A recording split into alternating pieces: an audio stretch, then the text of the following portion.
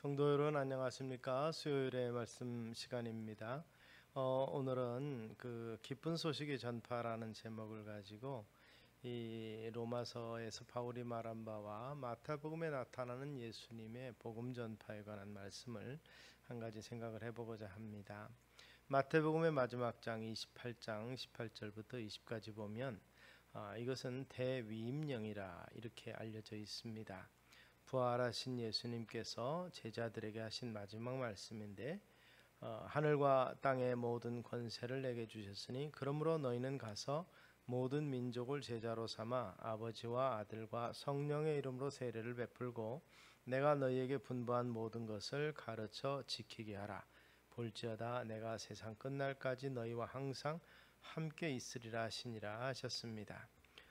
세상 끝날까지 항상 함께 계시겠다고 하신 약속, 이 부활하신 주님의 약속을 힘입어서 제자들, 특히 사도 바울은 유대교와 팔레스타인의 경계를 넘어 세계 선교의 길에 나섰다고 볼 수 있습니다.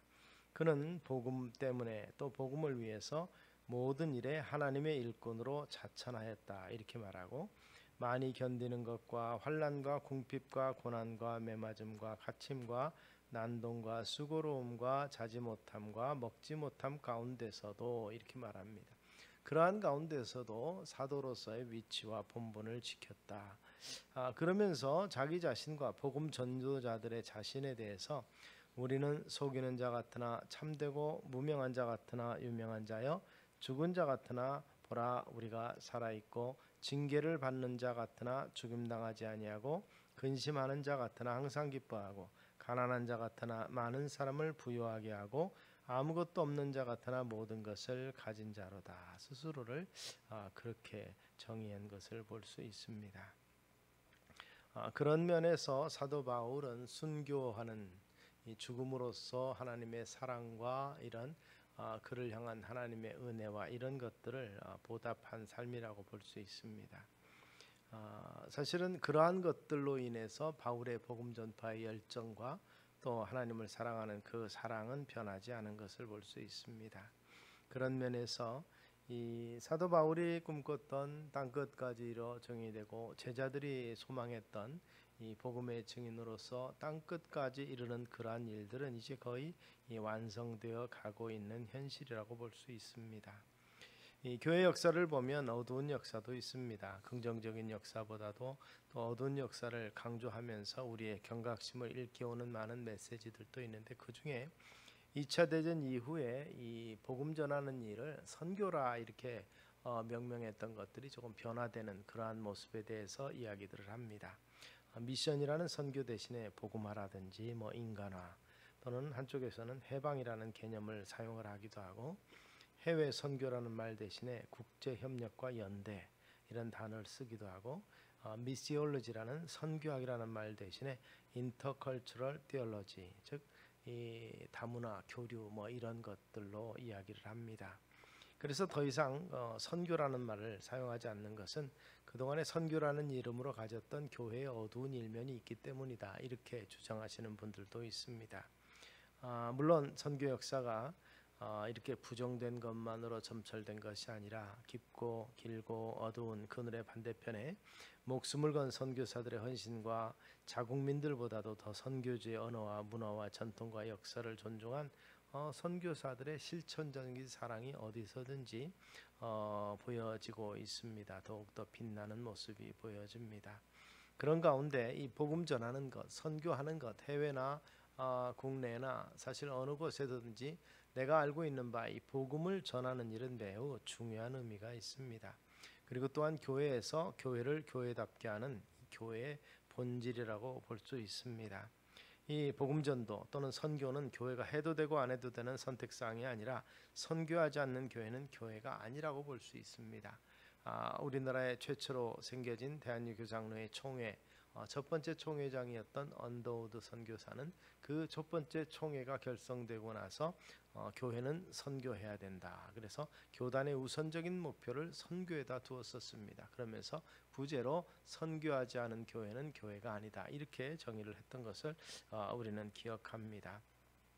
결국 이 땅의 복음을 받아들였고 그로 말미암아서 자생적으로 스스로 설 수 있게 된 교회가 가장 먼저 표방하고 그 사명으로 내세운 것이 우리 한국 교회는 선교였습니다. 이것은 성경적인 일이었고 주님이 기뻐하시는 일인 줄로 믿습니다.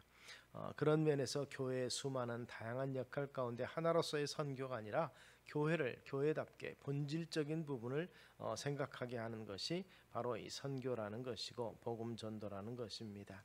그래서 주님께서 제자들에게 너희는 세상의 소금이니 소금이 만일 그 맛을 잃으면 무엇으로 짜게 하리요? 후에는 아무 쓸데없어 다만 밖에 버려져 사람에게 밟힐 뿐이니라.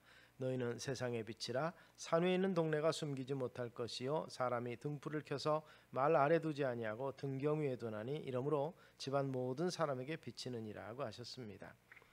소금과 빛 그 자체로서 짠맛을 내고 그 자체로서 어둠을 없애고 어둠을 물리치고 밝히는 것, 이것은 어떻게 보면 이 본질적으로 소금과 빛이 가진 특성일 것이며 교회의 특성도 성도의 특성도 바로 그와 같아야 됨을 말씀하는 것.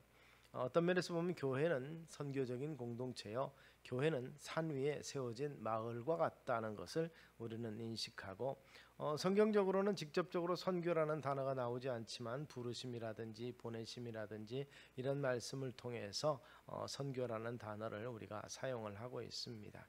그래서 넓은 문맥에서 총체적인 의미에서 그리스도인의 삶의 우선순위가 뭘까? 하나님을 예배하고 그리고 하나님을 증거하는 일이라고 볼 수 있을 것입니다.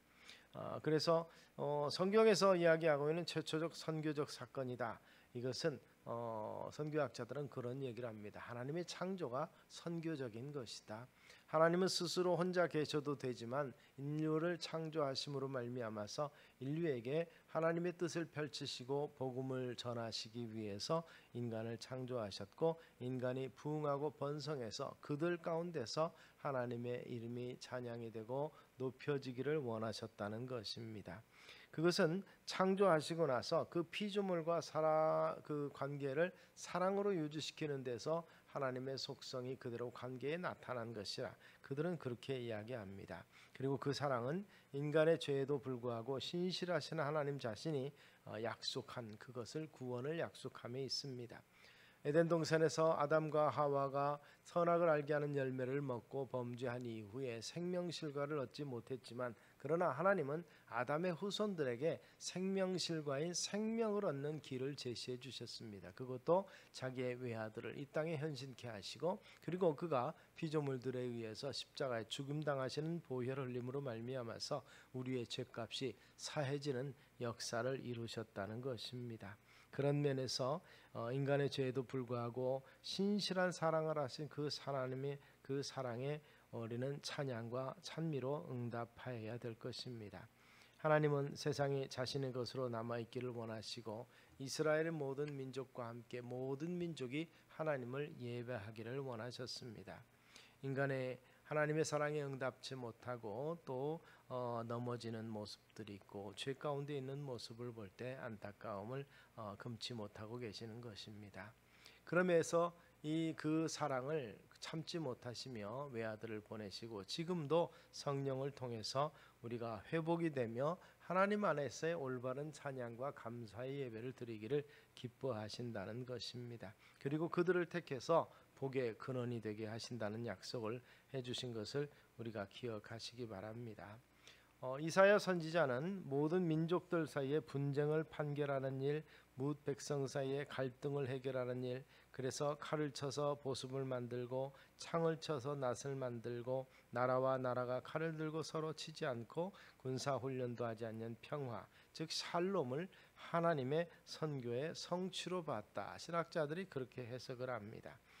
그래서 또한 이 선교는 인간에게만 제한된 것이 아니라 모든 피조물을 자유롭게 하는 데까지도 확대된다. 피조된 세계, 물질 세계 자체의 새로움과 이 완성된 구원의 성취를 위해서 어린 양이 늑대와 함께 불을 뜯고 사자가 소처럼 염을 먹고 뱀이 흙을 먹고 사는 세상을 꿈꾸었다. 이렇게 말합니다. 메시아의 나라 마지막 때 이 같은 참된 평화가 이루어질 때 사람 사이의 평화만이 아니라 자연과 자연 사이의 모든 피조 세계의 화평 있고 더 이상 피 흘림이 없는 세계를 참된 하나님의 다스리시는 미래의 소망적인 세계라 그는 그렇게 꿈꾸었습니다. 그래서 계시록에 표현한 새 하늘과 새 땅, 새 예루살렘, 다시는 죽음이 없고 슬픔도 참으로 눈물도 고통도 없는 그 세상을 우리에게 약속하셨던 것입니다. 모든 민족을 치료하는 데 쓰이는 생명나무가 쓰이는 수정과 같이 빛나는 생명수가 강처럼 흐르는 도성이라. 요한계시록 22장은 바로 그 나라를 이렇게 표현했습니다. 이러한 이 하나님의 말씀하시는 기쁜 소식, 복된 소식의 전파, 즉 선교는 어떻게 합니까? 누구든지 주의 이름을 부르는 자는 구원 얻으리라 말씀하신 것처럼 믿지 아니한 자를 어찌 부르리요, 듣지 못한 이를 어찌 믿으리요, 전파하는 자가 없이 어찌 들으리요, 보내심을 받지 아니하였으면 어찌 전파하리요. 기록된 바 아름답도다 좋은 소식을 전하는 자들의 발휘함과 같으니라. 로마서 10장은 그렇게 말하고 있습니다. 지극히 단순한 논리로 이 기쁜 소식, 이 복음을 전하는 것을 통해서 하나님의 뜻이 이루어진다는 것입니다. 누구든지 주님의 이름을 부르는 사람을 구원을 얻는다는 것이죠. 그러므로 믿음은 들음에서 나며 들음은 그리스도의 말씀으로 말미암았느니라. 바울은 그렇게 선포하고 있습니다. 누군가 기쁜 소식을 전해야 한다는 것이죠. 이것이 선교입니다. 선교는 국경을 넘어선 곳만이 아니라 우리 앞마당에서도, 바로 우리의 가정에서도, 거실에서부터 시작이 될 것입니다. 우리가 경험한, 주 안에서 경험한 기쁨을 전하는 것이 곧 전도요 선교입니다. 우리 부모와 자녀들에게, 우리의 친구들, 동료들에게 은혜 받은 바를 말하는 것이 전도요 선교요. 우리가 어떻게 예수님에 대해서 들었고 믿게 되었는지, 그분이 나를 어떻게 변화시켰는지, 우리가 살아야 될 이유가 무엇인지 깨닫게 하셨는지, 살아계신 하나님이 어떻게 나를 도우셨는지, 오직 사랑만이 인류를 구원할 수 있다는 그 같은 진리를 우리에게 가르쳐 주시는 것입니다. 생명은 죽음과 함께 끝나는 것이 아니라 새롭게 주 안에서 영생한다는 사실을 확신하게 하셨다는 사실도 또한 고백하는 것이지요.